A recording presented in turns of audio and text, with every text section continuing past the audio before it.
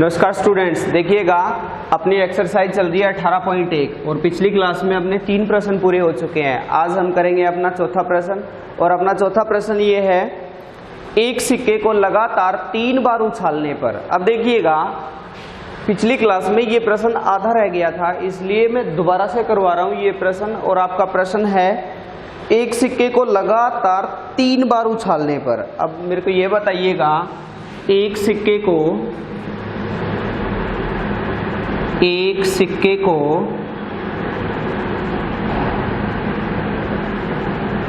3 बार उछालने पर, 3 बार उछालने पर आने वाले कुल संभावित परिणाम, कुल संभावित परिणाम। अब मैंने आपको पिछली क्लास में बताया था कि एक सिक्के को 3 बार उछालने पर आने वाले कुल संभावित परिणाम कितने होते हैं? 8 होते हैं। और 8 कौन कौन से बेटा? या तो तीनों हेड होंगे, या तीनों टेल होंगे, या पहला 2 हेड है, तीसरा टेल है, या पहले 2 टेल है, तीसरा हेड है, या होगा हेड टेल और हेड, या होगा टेल हेड और टेल, या आपका होगा टेल हेड और हेड, या होगा हेड टेल और टेल। पिछली क्लास में ये तो मैंने बहुत अच्छे से बताया था आपको कि एक सिक्के को 3 बार उछालने पर आने वाले कुल संभावित परिणाम कितने होते हैं? 8 होते हैं। अर्थात कुल परिणामों की संख्या, कुल परिणामों की संख्या, कुल परिणामों की संख्या बराबर आपका है 8। अब प्रश्न आगे पढ़ता हूं। एक सिक्के को लगातार 3 बार उछालने पर ज्ञात कीजिए कि एकांतरित चित्त या पट आने की प्रायिकता क्या होगी। बेटा एकांतरित चित्त या पट मतलब या तो अकेला क्या आए, चित्त आए, या अकेला क्या आए, पट आए। तो देखिएगा सिक्के को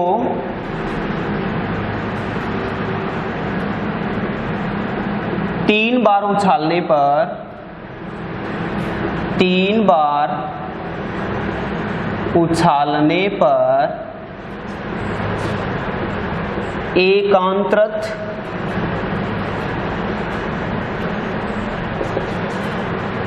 चित्त या पट आने के परिणामों की संख्या या संभावित परिणामों की संख्या।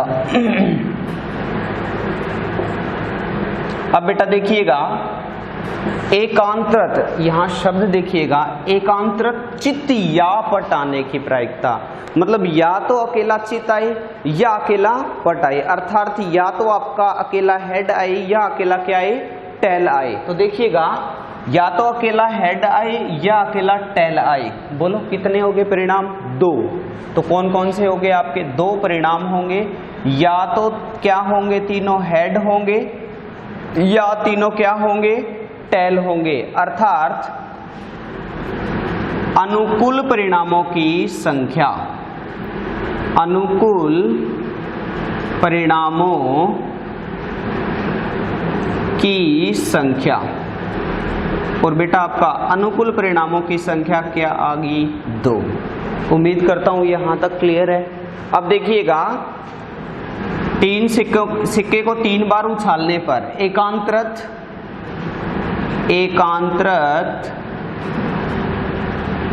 चित्त या पट आने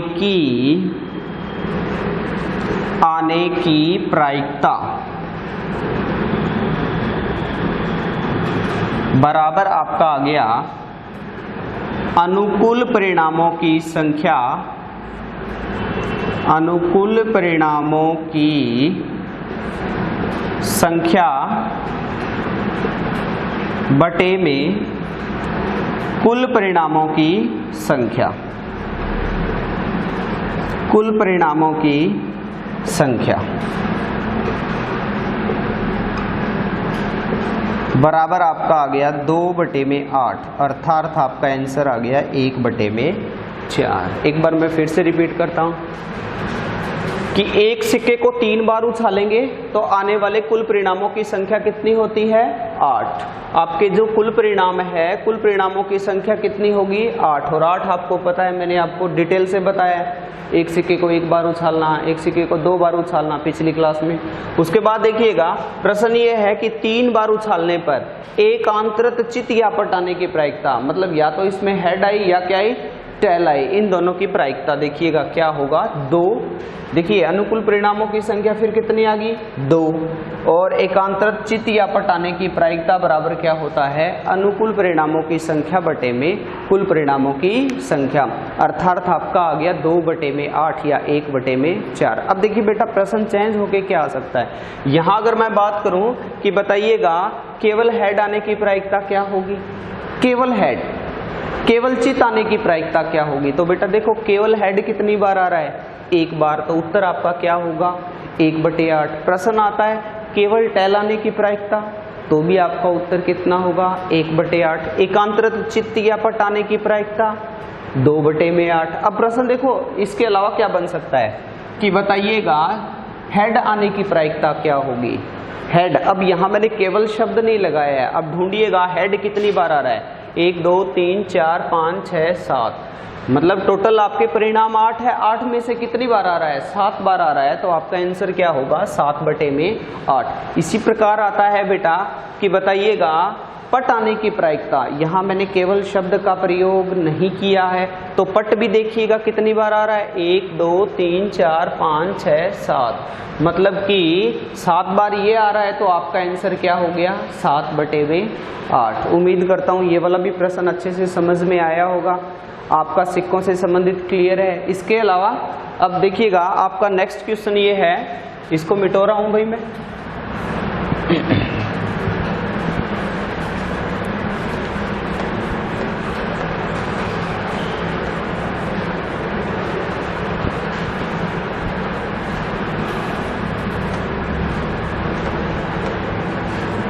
आपका अगला प्रश्न है, एक एलिप वर्ष में 52 रविवार आने की प्रायिकता ज्ञात कीजिए। इंपॉर्टेंट है भाई, एक एलिप वर्ष में, एक एलिप वर्ष में 52 रविवार आने की प्रायिकता ज्ञात कीजिए। अब देखिएगा एक तो होता है आपका एलिप वर्ष,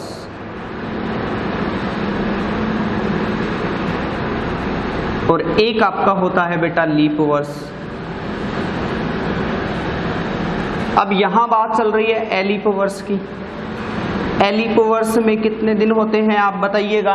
एलिप वर्ष में कितने दिन होते हैं? जैसे कि देखो एलिप वर्ष में होता है आपका 52 सप्ताह। कितने सप्ताह? 52 सप्ताह। यहां लिख देता हूं मैं 52 सप्ताह और 1 दिन।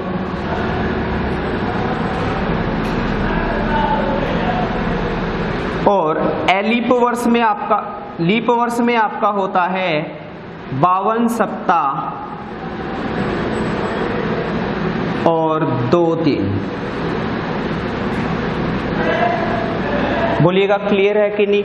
अब देखिएगा बेटा आपका प्रश्न है कि एक एलिप वर्ष में केवल 52 सप्ताह, 52 रविवार आने की प्रायिकता ज्ञात कीजिए। अब देखिएगा 52 सप्ताह का मतलब कितना हो गया? 364 दिन, और एक कितना हो गया? 365 दिन, और यहां आपका आता है 366 दिन। बोलो क्लियर है कि नहीं? एक एलिप वर्ष में कितने दिन होते हैं? 365, और एक लीप वर्ष में कितने दिन होते हैं? 366। 365 का अर्थ हो गया बेटा कि कितने सप्ताह? 52 सप्ताह, और कितना दिन भाई? 1 दिन। अब आप मुझे ये बताएं कि 52 सप्ताह में आपके रविवार कितने आ रहे हैं? 52 रविवार आ गए। और प्रश्न ये है कि एक एलीप वर्ष में केवल 52 रविवार आना चाहिए। मतलब खेल सारा किसका है? इस एक दिन का है। और ये एक दिन क्या हो सकता है? रविवार भी हो सकता है, सोमवार भी हो सकता है, मंगलवार भी हो सकता है, बुधवार भी हो सकता है, बृहस्पतिवार भी हो सकता है, शुक्रवार भी हो सकता है, शनिवार भी हो सकता है। क्लियर है? अब प्रश्न ये है कि केवल 52 रविवार आने की प्रायिकता ज्ञात कीजिए। तो आपका 52 रविवार कितने दिनों में आ गया? 364 दिन में कितने रविवार आ गया आपके? 52। अब बच गया आपका एक दिन, वो रविवार नहीं होना चाहिए। वो क्या नहीं होना चाहिए? रविवार। अगर वो रविवार हो गया तो आपका रविवार कितना आ जाएगा भाई? 53वां रविवार। तो इसको ध्यान से समझिएगा, इसकी लैंग्वेज समझिएगा। आप लिखोगे कि एक एलीप वर्ष में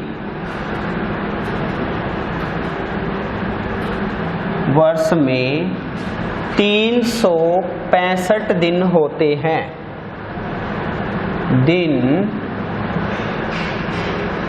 होते हैं। अर्थात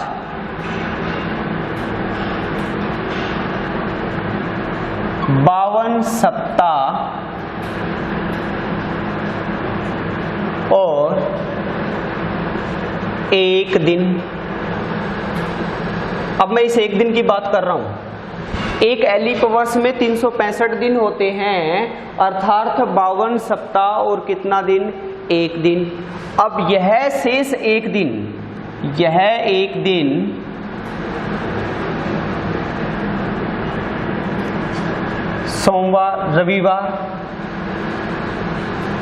सोमवार,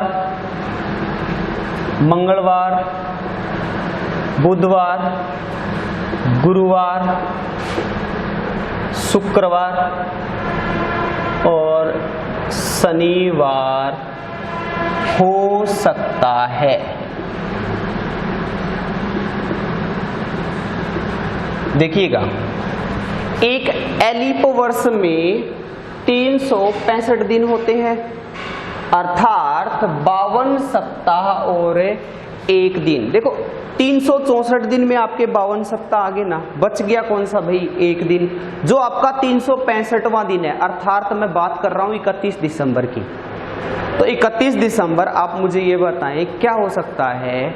सोमवार भी हो सकता है, मंगलवार भी हो सकता है, बुधवार भी हो सकता है, बृहस्पतिवार भी हो सकता है, शुक्रवार भी हो सकता है, शनिवार भी हो सकता है और रविवार भी हो सकता है।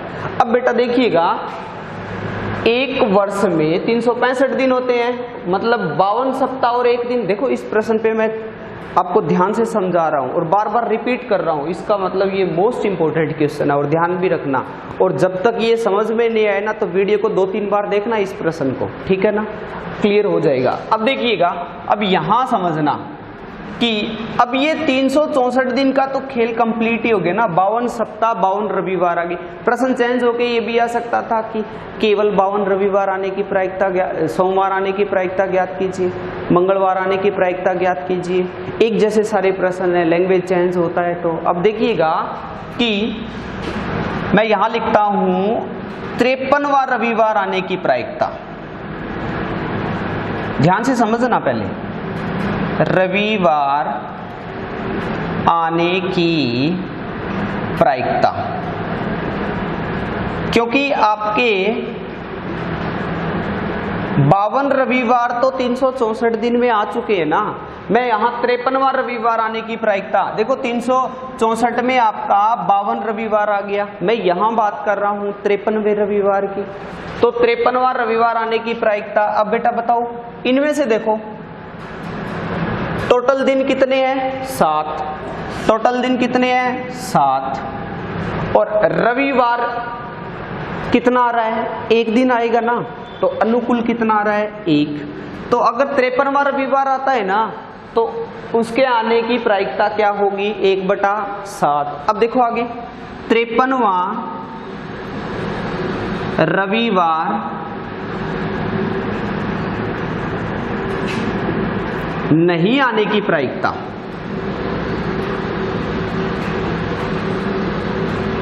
53वां रविवार नहीं आने की प्रायिकता क्या होगा, आने की प्रायिकता प्लस नहीं आने की प्रायिकता का मान कितना होता है 1।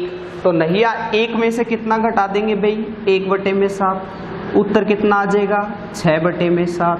और यही आपका क्या है आंसर। देखो 53वां रविवार नहीं आने की प्रायिकता, इसका मतलब ही क्या है, केवल 52 रविवार आने की प्रायिकता, 52 रविवार आने की प्रायिकता,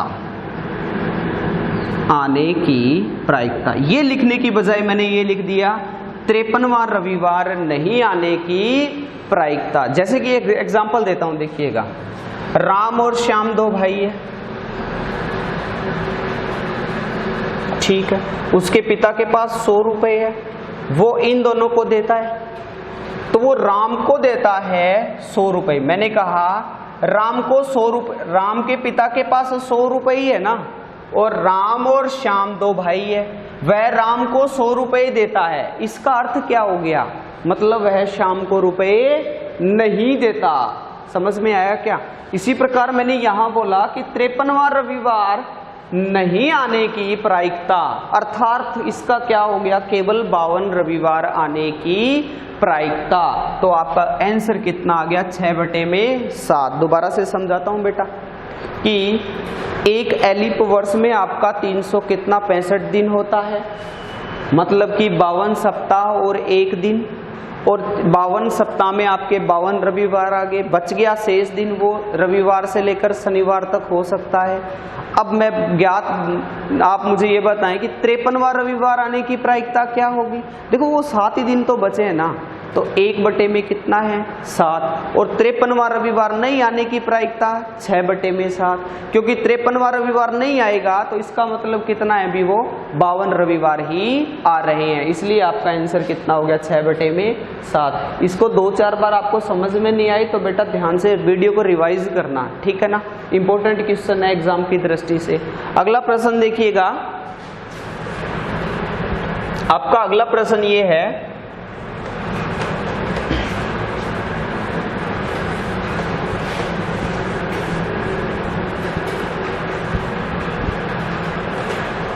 कि यदि P ऑफ A, ध्यान से समझना, आपका प्रश्न संख्या है 6, यदि P ऑफ A आपको दिया गया है 0.65, तो फाइंड क्या करना है, A नहीं की प्रायिकता ज्ञात करनी है, मतलब P ऑफ A नॉट आपको ज्ञात करना है। अब देखिएगा बेटा, P ऑफ A आने की प्रायिकता प्लस नहीं आने की प्रायिकता बराबर होता है 1, तो 0.65 plus P of A not बराबर है 1, और P ऑफ A नॉट बराबर 1 माइनस 0.65।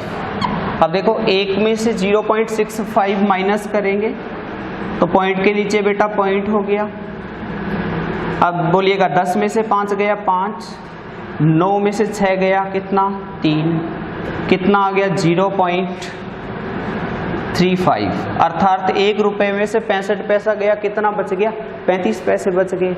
और ये आपको मैंने करवाया था कि आने की प्रायिकता प्लस नहीं आने की प्रायिकता का मान कितना होता है 1 होता है। इसके अलावा अगला प्रश्न देखिएगा बेटा, 2 सिक्कों को एक बार उछालने पर, अब सिक्के वाला फिर आ गया। अगला प्रश्न है, 2 सिक्कों को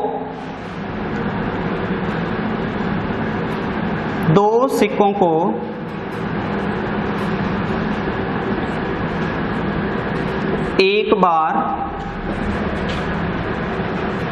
उछालने पर आने वाले कुल संभावित परिणाम, कुल संभावित परिणाम बराबर है 4। कौन कौन से, हेड या हेड, हेड या टेल, टेल या हेड, या टेल या टेल। 2 सिक्कों को एक बार उछालेंगे या एक सिक्के को 2 बार उछालेंगे तो आने वाले कुल संभावित परिणामों की संख्या क्या होती है 4। अब आगे प्रश्न देखिएगा क्या है, अर्थात कुल परिणामों की संख्या, कुल परिणामों की संख्या, कुल परिणामों की संख्या बराबर आ गया आपका 4। अब प्रश्न देखो क्या है, आपको प्रायिकता ज्ञात करनी है, अधिक से अधिक एक पट आने की प्रायिकता ज्ञात करनी है। अधिक से अधिक एक पट, पट का मतलब क्या हो गया, 10। अधिक से अधिक एक पट आना चाहिए, अधिक से अधिक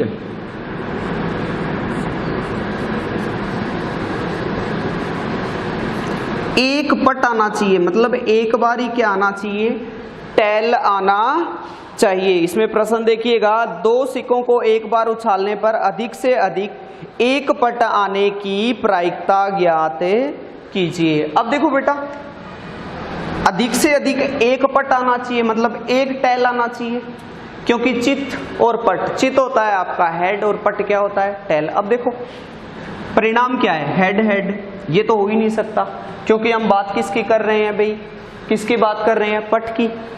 अब यहां ये आ रहा है, एक तो इसमें आ रहा है पट, इसमें आ रहा है, इसमें आ रहा है, बट अधिक से अधिक एक बार ही आना चाहिए, इसमें तो 2 बार आ गया। इसका मतलब बच गए कितने, अधिक से अधिक, इसमें भी एक बार आ रहा है और इसमें भी कितनी बार आ रहा है, एक बार आ रहा है। तो अधिक से अधिक,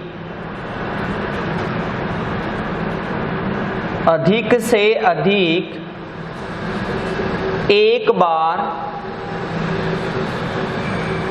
पट आने के परिणामों की संख्या, परिणामों की संख्या बराबर है 2। और कौन कौन सा बेटा, हेड या टेल, टेल या हेड। और प्रश्न देखो चेंज होके ये आ जाए कि अधिक से अधिक एक बार चित आने की प्रायिकता, तो भी यही होगी, चित भी 2 ही बार आएगा। अधिक से अधिक एक बार की बात कर रहा हूं मैं, एक बार तो इन 2 परिणामों में भी आ रहा है, अर्थात अनुकूल परिणामों की संख्या, अनुकूल परिणामों की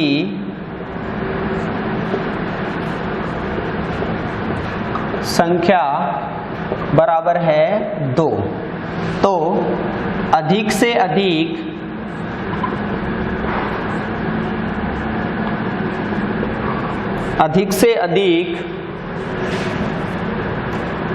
एक बार